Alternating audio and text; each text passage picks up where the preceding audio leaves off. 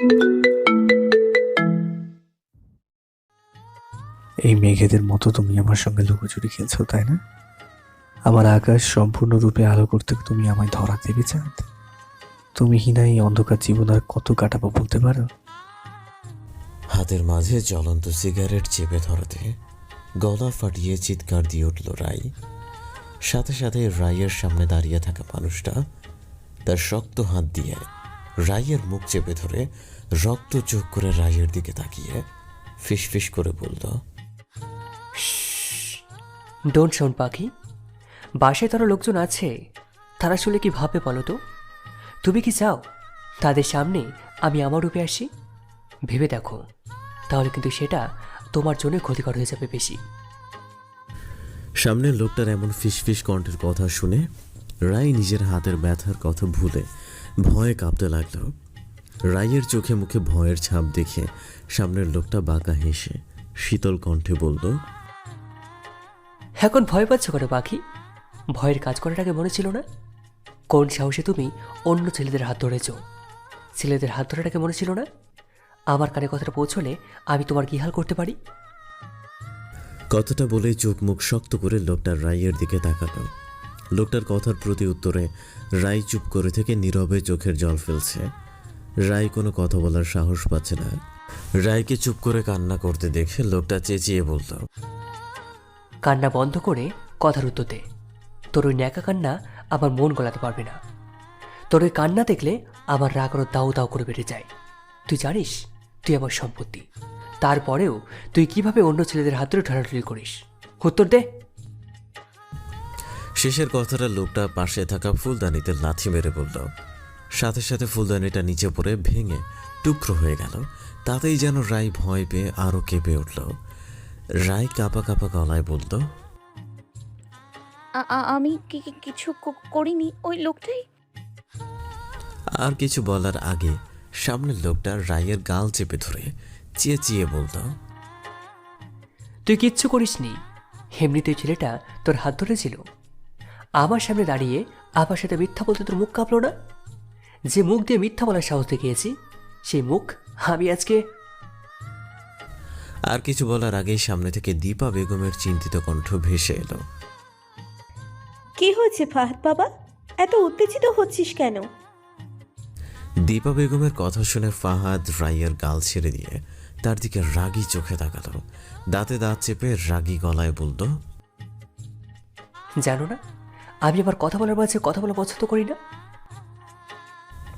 কথাটা বলেই সজোরে দেয়ালে এক লাথি মেরে দাঁড়িয়ে ফুঁসতে ফুঁসতে বলল। ফাহাদের ব্যবহারে দীপা বেগম ভয়ে শুকনো ঢোক গিলে ফাহাদের পিঠে হাত বুলাতে বুলাতে নরম গলায় বলল, কি হয়েছে আমার বাবার? এমন করছে কেন আমার বাবাটা? ফুপির ভুল হয়ে গেছে বাবা, ফুপি সরি বলছে। আমার বাবাটা কি তার ফুপিকে ক্ষমা করবে না? সে কি তার ফুপিকে বলবে না তার কি হয়েছে? দীপা বেগমের কথায় ফাহাদ কিছুটা দমে গেল। কিছুক্ষণ সাপের মতো ফুসফুস করে লম্বা কয়েকটা নিঃশ্বাস ফেলে রাইয়ের দিকে রক্ত চক্ষু করে তাকিয়ে রাগী গলায় নালিশের সুরে বলল, আমাকে জিজ্ঞাসা করছো কেন ফুপি? তোমার এই আদরের দুলালি মেয়েকে জিজ্ঞাসা করো কি করেছে ও। ইচ্ছে করছে তো ওকে এখানে জ্যান্ত পুঁতে ফেলি। ফাহাদের কথা শুনে দীপা বেগম রাইয়ের দিকে তাকিয়ে কর্কশ গলায় বলল, কে রে পোড়ামুখী, কি করেছিস তুই? রায় দীপা বেগমের দিকে অশ্রু ভেজা নয়নে তাকিয়ে বলল, কাকিমা আমি কিছু করিনি, ফাহাদ ভাইয়া আর কিছু বলার আগেই দীপা বেগম রায়কে ধমক দিয়ে বলল, চুপ কর তুই, আমি তোর কোনো কথাই শুনতে চাই না। তোর ভুলের সাফাই আমার কাছে গাইতে হবে না। তুই এখনই ফাহাদ বাবার কাছে মাপ চেয়ে বল, যেই ভুলই করছিস না কেন দ্বিতীয়বার আর করবি না। দীপা বেগমের কথা শুনে রায় মনে মনে তাচ্ছিল্য হাসতে লাগলো। এসব তার কাছে নতুন না। দোষ না করলেও রায় তার কাকিমার কাছে সব সময়ই দোষী। রায় নিচের দিকে তাকিয়ে নীরবে কান্না করছে। রায়কে চুপ করে থাকতে দেখে দীপা বেগম ধমক দিয়ে বলল, কে রে, চুপ করে দাঁড়িয়ে রয়েছিস কেন? কথা কানে চাই না? মাপ চা ফাহাদ বাবার কাছে। রায় কাঁপা কাঁপা গলায় বলল, ভুল হয়ে গেছে, আর হবে না। ফাহাদ চেঁচিয়ে বলল, ভুল মাই ফুট। আজকাল খুব উড়ে বেড়াচ্ছিস তুই। ভার্সিটিতে পড়তে দেওয়াতে পাখা গুছিয়ে গেছে তো, তাই না? তোর পাখা কেটে কীভাবে ওরা বন্ধ করতে হয় তা আবার খুব ভালো করে জানা আছে। লাগবে না তোর পড়াশোনা করা। আজকে থেকে তোর বাসাতে বাইরে পা রাখা বন্ধ। ফুপি, দীপা বেগমকে উদ্দেশ্য করে বলছি, বিয়ের ব্যবস্থা করো। যত তাড়াতাড়ি সম্ভব আমি একে আমার কাছে বন্দি করতে চাই। কথাটা বলে রায়ের দিকে অগ্নি দৃষ্টি নিক্ষেপ করে গট গট করে ফাহাদ হেঁটে চলে গেল। ফাহাদের পিছু পিছু দীপা বেগমও সেখানে থেকে চলে গেল। রায় এতক্ষণ নিজেকে শক্ত করে দাঁড় করিয়ে রাখতে পারলেও তারা রুম থেকে বের হতেই রায় ধপ করে বসে পড়ল। নিজের পোড়া হাতের দিকে তাকিয়ে চোখের পানি ফেলতে লাগলো। হাতের মধ্যে ভীষণ জ্বালাপোড়া করছে, তার থেকে বেশি মনের মধ্যে রক্তক্ষরণ হচ্ছে। কি থেকে কি হয়ে গেল রায় নিজেও বুঝতে পারছে না। ফ্ল্যাশব্যাক। ক্লাসরুম তাড়াহুড়ো করে ঢুকতে গিয়ে হাতের ব্যাগে টান অনুভব করতেই দাঁড়িয়ে গেল রায়। ঘাড় ঘুরিয়ে পেছন দিকে তাকাতেই রায়ের চোখ বড় বড় হয়ে গেল, কেননা একটা ছেলে রায়ের ব্যাগ পেছন থেকে টেনে ধরে দাঁড়িয়ে রয়েছে। রায় মাথা উঁচু করে ছেলেটার চেহারার দিকে তাকাতেই চমকে উঠল, সাথে সাথে মনের মধ্যে ভয় এসে ভিড় জমালো। রায় আশেপাশে চোখ বুলিয়ে দেখে নিল ফাহাদের লোকেরা কেউ আছে কিনা। যদি কেউ রায়কে অন্য ছেলের সাথে কথা বলতে দেখে আর সেটা যদি ফাহাদের কানে যায় তাহলে রায়ের খবর আছে। রায় কাঁপা কাঁপা গলায় বলল, আমার ব্যাগ ছাড়ুন। ছেলেটা রায়কে মুচকি একটা হাসি উপহার দিয়ে বলল, এই যে মিস, তুমি কি সবসময় তাড়াহুড়োতে থাকো? না মানে কালকে তাড়াহুড়ো করে হাঁটতে গিয়ে আমার সাথে ধাক্কা খেয়ে গেলে, পড়ে যেতে নিলে। ভাগ্যিস আমি হিরোর মতো তোমার হাতটা ধরে তোমাকে বাঁচিয়েছিলাম, তা না হলে তো তোমার আজকে আর ভার্সিটি আসা হতো না। ভাঙা কোমর নিয়ে হাসপাতালে বেঁধে পড়ে থাকতে হতো। তার জন্য তো একটা ধন্যবাদ পাওনা ছিলাম আমি। কালকে তো অখিতর মতো ধন্যবাদ না দিয়ে পালিয়েছিলে, আজকে অন্তত মিষ্টি করে একটা ধন্যবাদ দিয়ে যাও। ছেলেটার কথা শুনে রায়ের চোখ চড়ক গাছে। রায় গোল গোল চোখ করে ছেলেটার দিকে তাকিয়ে রইল। কালকে যেই ছেলে ইচ্ছে করে এসে রায়কে ধাক্কা দিয়ে মহান হতে হাত ধরে নিচে পড়া থেকে বাঁচিয়েছে, সেই ছেলেই আজ রায়ের সামনে এসে যেচে পড়ে রায়ের কাছ থেকে ধন্যবাদ শুনতে যাচ্ছে। আগের রায় হলে এতক্ষণে সে ছেলেটাকে কয়েকটা কড়া কথা শুনিয়ে দিত, কিন্তু রায়ের এখন কোনো ধরনের ঝামেলায় পছন্দ না। তাছাড়া কাল ফাহাদ ভার্সিটিতে ছিল না। কাল তো নিজের আর ছেলেটার ভাগ্য ভালো ছিল বলে দুজনেই ফাহাদের হাত থেকে বেঁচেছে, কিন্তু আজ তো ফাহাদ ভার্সিটিতে আছে। ভাগ্য কি আর প্রতিদিন বাঘের মুখ থেকে বাঁচাতে সাহায্য করবে? রায় ছেলেটার হাত থেকে ব্যাগ ছাড়ানোর চেষ্টা করে বলল, ব্যাগ ছাড়ুন, আমার ক্লাসে দেরি হয়ে যাচ্ছে।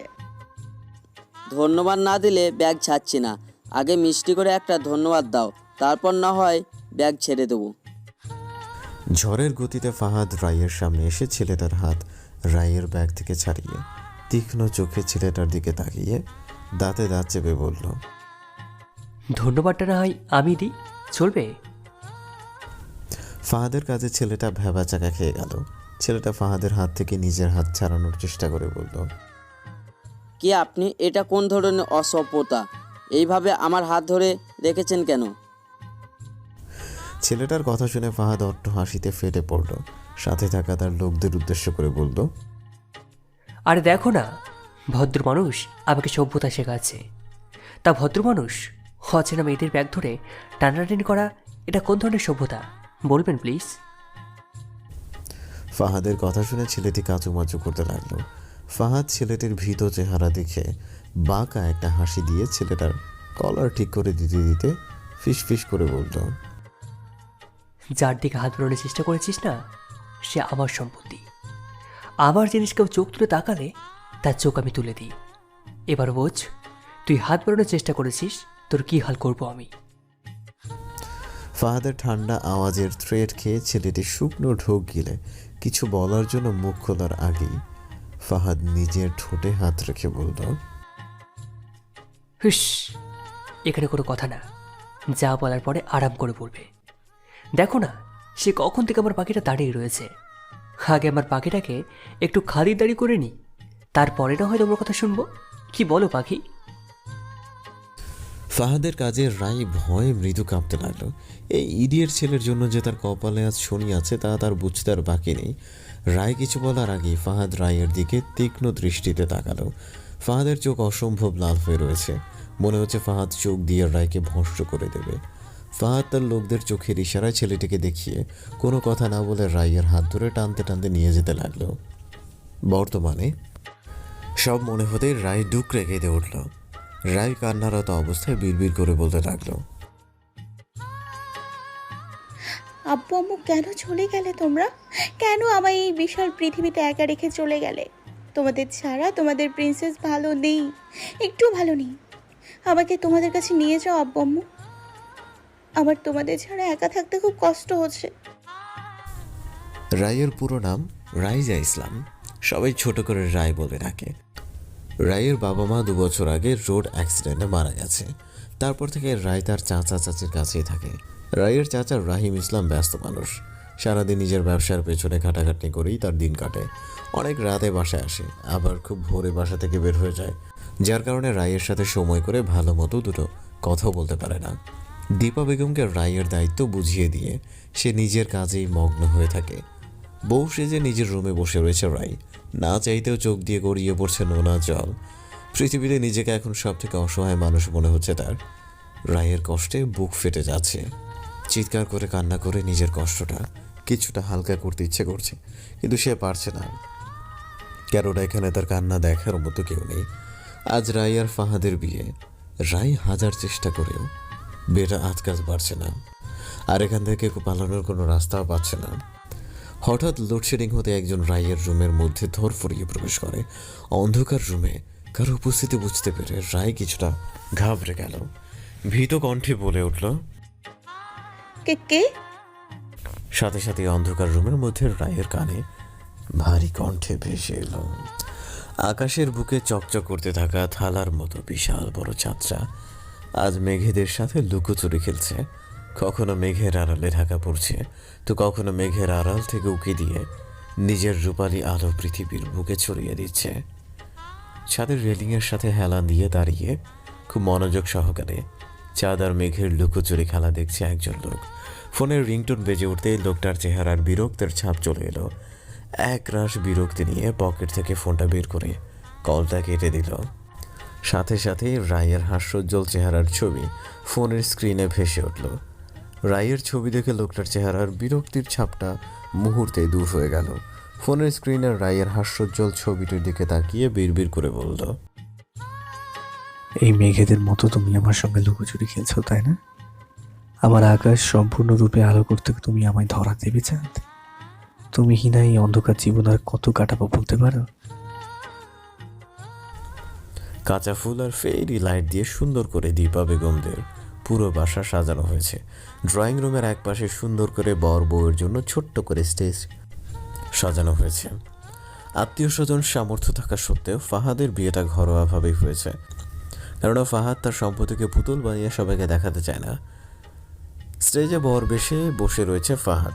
যদিও বিয়েটা ঘরোয়াভাবে হচ্ছে, তারপরেও নিজেকে বর রূপে পরিপাটি করতে কোনো কমতি রাখেনি সে। ফাহাদ মাশাআল্লাহ দেখতে অনেক সুন্দর।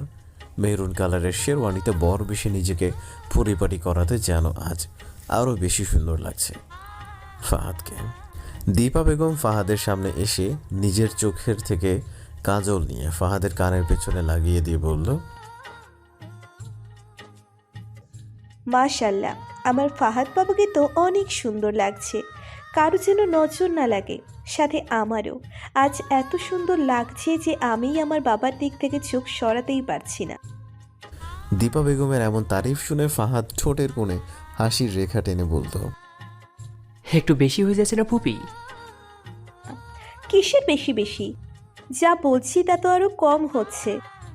আমার কথা বিশ্বাস না হলে তোর বন্ধুদেরকে জিজ্ঞেস করে দেখ। হয়েছে, আর ওদের জিজ্ঞাসা করতে হবে না, ওরা তো এমনিতে সবসময় আমাকে তেল মারে। তেল মারার কি আছে? আমার ফাহাদ বাবা আসলেই অনেক সুন্দর।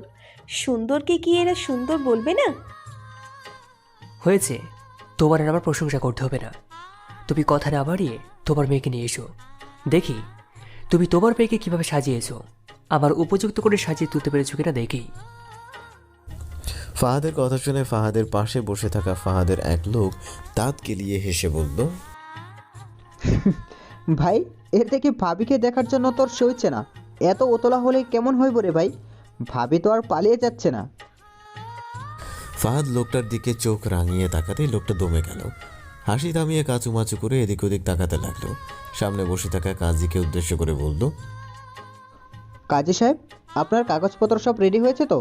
ভাইয়ের তো না মানে কনেকে ডেকে আনবে। কাজী সাহেব নিজের চোখের চশমাটা বাম হাতের আঙুল দিয়ে একটু উপরে উঠিয়ে বলে।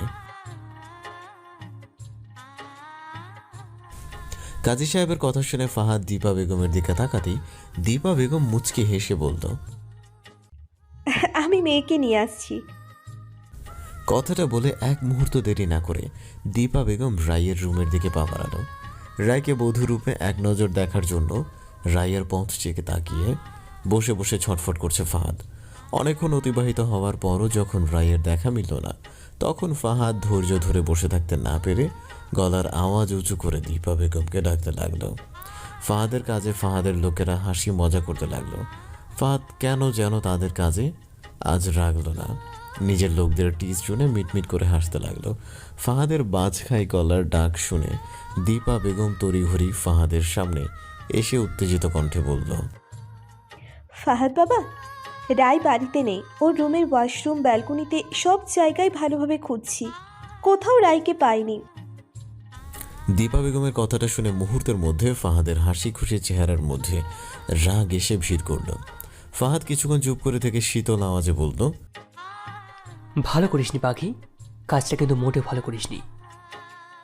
ফাহাদের শীতল কণ্ঠের কথা শুনে দীপা বেগম শুকনো ঢোক গিলে কাঁপা কাঁপা গলায় বলল, মনে হয় পালিয়েছে।